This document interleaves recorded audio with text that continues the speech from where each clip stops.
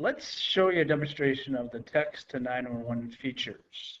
The impact and the layout of the console is that you must have the MCA text button as well as the abandon button. This is optional, by the way. These are configured in the config point. You must also have the text conversations window somewhere on the screen, so when you're working with the text conversations, you'll be working with this window here. The other thing that you should have is the text calls window. This shows you the text calls, whether it's been answered by another call taker or it's queued in the system. You'll see a listing of each of those calls that are active in the system. So let's go ahead and show you using a SMS generator how a call comes in and how it can work with text calls. Okay, there's the text call coming in. I think you can hear the ringtone in the background there. So you can choose a distinct ringtone for the incoming text call. Here we have the MCA button that you can answer. You can either click on the colored title bar of the button, or you can choose the action icon, and from the expander you can choose the pickup option. Alternatively, in the text calls window, you can also select the call here and choose to pick up.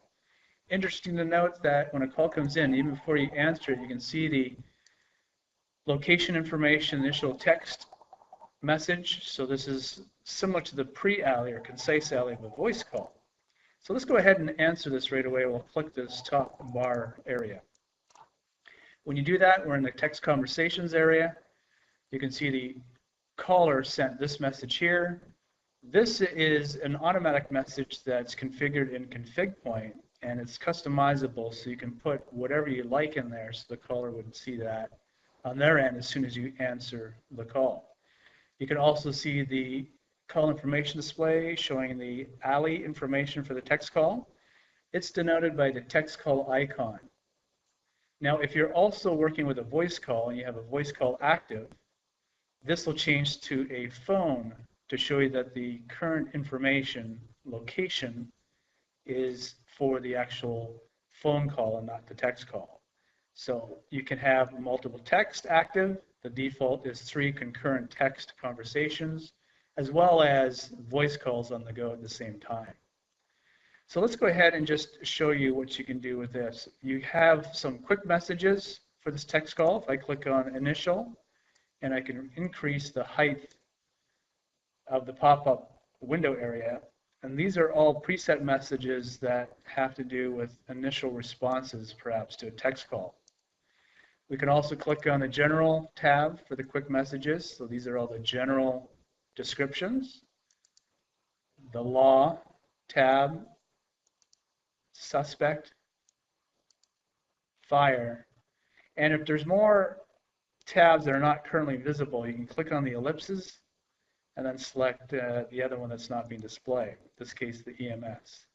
By the way, all these quick text messages were defined by some of the experts in our training department who worked at PSAP. So they tried to figure out what are the common responses, and they put the common ones on top. If none of these apply, you want to set your own preset messages, then you can certainly do that by typing in your own. The way you do that here, and I'm going to click just back on the initial tab to hide it. I can click here and send out my own message.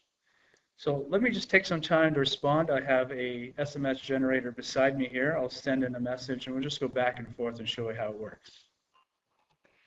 And there we have the caller responded back with the address, because there are automated greeting said to ask for the address. So there we have it there. So I can go ahead and select any of the preset messages here that I would like. I can double click, it sends it out. And the recipient, the texter rather, would actually see this message going out. So anything indented on the left is the caller, anything outdented a bit or flush to the right, depending how you want to call this, is on the right side for me, the call taker. So let's just go back and forth, and I'll send another message here momentarily. Okay, we see that they actually sent a note about the fire. And by the way, there is ringtones that you can select and play. So each time that there's a conversation, you'll hear the ringtone being played on the speaker. So if it's a fire, I can go to the right tab, the fire tab, take a look at the messages for it, and select one of these and send it back out. So let's have them send a message right now. And you can hear the ringtone. It's a very simple one that they've chosen at this site. Let's give it a listen. See that little bell? That signifies that there's another message that they have sent that perhaps I did not see. So we're going to get a little bit more complex here. We're going to show you not only the ability to work with one text conversation, but by default you can have up to 3. So let me just set that up in the generator. We'll be right back. Okay, we're back here, and what I've done is I've actually answered the second one. Here's the third incoming one. So go ahead and answer the third one. If you'll notice, the text calls, by the way, has been listing every time that we have a connection to a call. And depending on the site, they have to kind of play around with the widths of these, but you can see that the owner is really the agent that is active on the call. If a call comes in and no one's answered it, it'll actually say the word queued instead of connected here for the state. You can also see the CPN, the queue it came in on, as well as the date and time. Okay, so let's assume I'm working with this caller here and they're texting me back. We got them to send me a message back here. What happens if one of these callers sends me a message and I'm currently on a different tab for another call? Let's see what happens there. Okay, we'll get them to send a message there. You can hear the ringtone, and this little badge here has a number, so the number could be 1, 2, 3. What it tries to indicate is that there is another reply that you've not seen yet. So if I go back to this tab, click on it, we can see that if I scroll down, they actually have sent this new message here. So that's the indication of another text message that is being sent. We can actually see another call coming in and perhaps another call taker beside me if it has answered that. So this MCA button lit up and then it went away, and that's because each of the call takers can only see their text calls they're handling, not another call taker. All right, let's say that we have, this situation is under control. The horses are okay in the barn. I'm going to go ahead and release this. So I'm going to click the release button. And when I do that, it actually sends this message out. So this is another automatic message that's configured within the system and config point. So this message right here can be whatever the site chooses. Now you can see that I've got this call here released. I have these two connected. I can either leave these up for historical reasons. Maybe I want to go back to seeing the message. But if I want to get rid of it entirely, I can click close. That will clear it from the system. The only other way to see the archive of the messages is to use a program like Analytics, Aurora, to show the actual text conversation that was taken today. So I'll go ahead and click close, and you can see I'm just back to the 2 tabs that have been in progress. Now, interesting enough, if this caller I just closed calls back within, the default is 10 minutes, now that's adjustable, that I'll actually see the messages that were conversed before as well as the current one. So I'll go ahead and arrange that. Okay, here's the caller calling back, so I'll go ahead and answer it. This is the barn fire with the horses. You can see that the current conversation is this white area. If within 10 minutes the same CPN, the caller's phone number, is detected, you will also see the history of the older call conversation in the gray area. So this is what we saw before. You can just tell by the timestamp that was taken at 2:56. It was ended at 3:05. That same number called back a few minutes later, and this is why it captures the older information.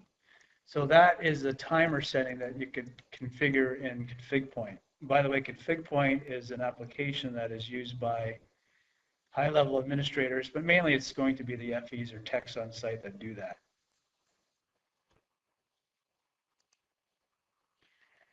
Now, before I said that you can have up to 3 concurrent text conversations on the go. What happens if we try to answer a fourth? This is what's going to happen. If I try to answer it here, notice that the message says call pickup is denied, max call is reached. You have some options here. What you can do is to release one of the existing ones, preferably an older one. Let's say this one's done. I can release that. Just so I go back here and answer the new one. There I have back to maintaining my up to three text conversations. Again, you don't have to close any of these. Maybe you want to keep it up for archiving or to show a supervisor. So you can have many different tabs listed here on the go.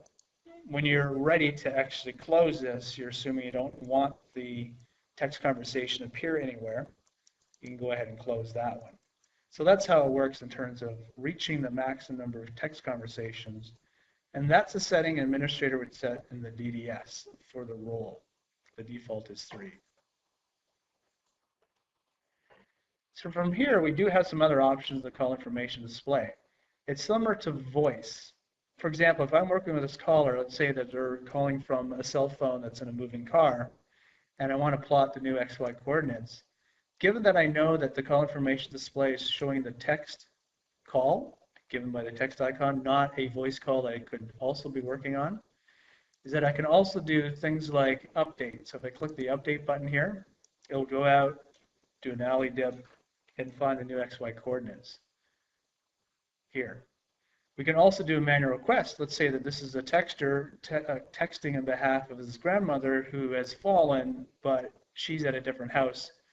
He happens to know the phone number. What we can do is just click the manual request and then type in a phone number for that new location. So I'll go ahead and type in that phone number and I'll click OK. And I'll go ahead and find that the grandmother's actually fell at Papa John's in this area. So this is how you can work with the manual requests as well as to update, given that you're on the text call. Whenever you do a manual request, notice that the call information display activates the manual button here. You do also have these other buttons, for example, the recent calls, and whenever you are in the recent calls window or the abandoned calls window, and you want to show the full alley for that call, whether it's a text or voice call, you can simply select it and then click View and CID, and this is what's shown here. So this is the way of showing whatever's in the recent call, the full alley for it, including the caller's name. The caller's name does not apply in any of the location or the inbound buttons within the recent calls. The monitored button up here would show if you're monitoring another call. Monitoring in terms of release 6 only applies to voice calls. You cannot monitor a text call. I'm going to go back to the default current button for the call information display. Now the other thing we can do with text calls is to transfer to another text agency. The way to do that is if I'm on this call, and let's say it happens to be for the police, fire, or I'm just busy, I need to send it back into the queue for another call taker within my PCEP to answer it. What we can do is while we're on this text conversation, I can go to my dial directory. If it's been applied, and this is a preference setting in the console preferences dialog box, is that I can choose text call transfer. So if I click on this now, we are in a test environment, so we have these setups. Typically, you would only have one for each agency, but let's say, for example, I want to send it back out to Washington. So if I do that right now, I'll select it. It comes back in the center just the way it works. And I see that someone else has answered that. We are doing some testing here, so that was been answered by another call taker. What they would see is the full text conversation. So they see the history of the originating text here, and then whatever was sent out. So it's a way of using the text call transfers button to send it to another agency. Now these are all set up within the config point. So a technician would have to allow that possibility for you to send it to these locations. Now, if we talk about abandoned text calls, which is interesting because when you text, you don't have hangups. So what you could trigger in the Vesta 9.1 product is that if a text call comes in to the MCA, within a set period of time, it's actually the idle timer setting in the config point, is that for that certain period of time, if it reaches that maximum time limit, it will spill into the abandoned call. So it moves from the incoming text MCA to the abandoned text queue. So what we did here is we actually are showing you an abandoned call that's possibly be retrieved. So I'll just go ahead and click on the button for it. You notice that the text conversations area will actually show a blue banner instead of the traditional green banner when you're connected. It also says the word abandoned below the phone number. So you notice that you cannot reply to this. You can't send one of the quick messages, nor can you send it a custom message. Where you go from here is depending on the PSAP's policy. They may choose, well, I want to send a voice call to that phone number, because you cannot reply a text call to an abandoned call in this version. To send out the voice number, what you have to do is go to recent calls, select the call. You can see the abandoned indicator here. And then we could choose to dial. If I choose to do this right now, it'll actually be sending out a voice call. I'll just do that now. You can see it's trying to dial that. Okay, if I'm working with a voice call, you can see that the call information changes here. What used to show as a text call there will show a voice icon denoted by the phone instead of the text bubble. Let me go ahead and release this voice call. And I'll go back to the text call window. So from this point, you really have to decide, do I want to send out, call back a voice call to follow up with that person? We have some PSAPs that what they do is they have a PSAP cell phone, which texts this number instead of voice callbacks. They do text callback, so that this might be the reason that if they're calling 911 for a text reason, maybe they want to be replied back as a text and not a voice call. It could be something that is due to a domestic situation. They don't want to be called back. Or it could be a burglar in the house and the caller happens to be, or texter in this case, happens to be in a closet somewhere and doesn't want the noise of the voice call ringer to sound. So these are all things that a PSAP would have to decide with their policy.